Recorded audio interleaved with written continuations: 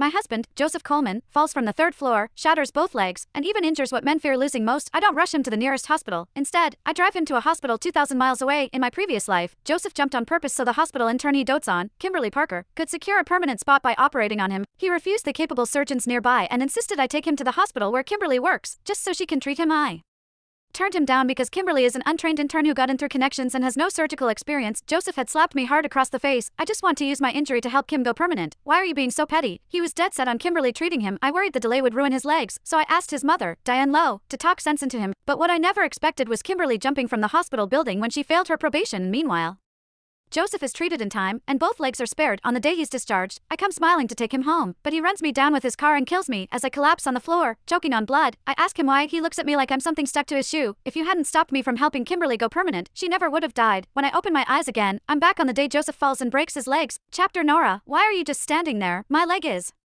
broken. Get me to the hospital where Kimberly interns now. Joseph Coleman's bark cleared the haze from my mind, and I realized I was standing in the living room while he lay motionless on the ground. Having fallen from the third floor, he ground his teeth through the pain of two shattered legs and still managed to glare at me with disgust and suspicion. Nora, if you take me to the nearest hospital again and make me lose Kimberly, I swear you'll suffer a death worse than you had the last time.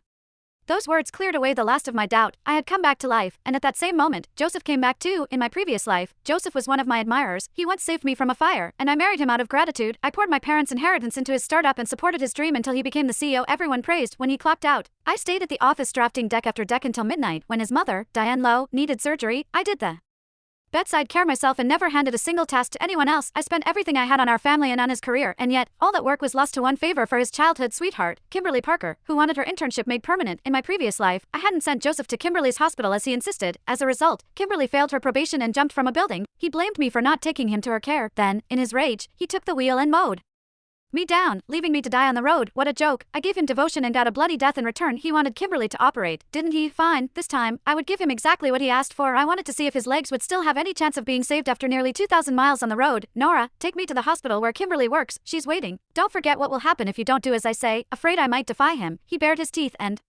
snarled like a cornered dog. Just then, Diane walked out of the house and saw how badly off Joseph was. Have you lost your mind? The hospital where Kimberly works is almost 2,000 miles away. By the time you get there, your legs will be beyond saving. No way. Nora, take him to the nearest hospital right now. I kept my cold smile to myself, masking it with a worried face as I looked at her. But he insists on going there. Don't listen to him. We all know Kimberly's just an intern.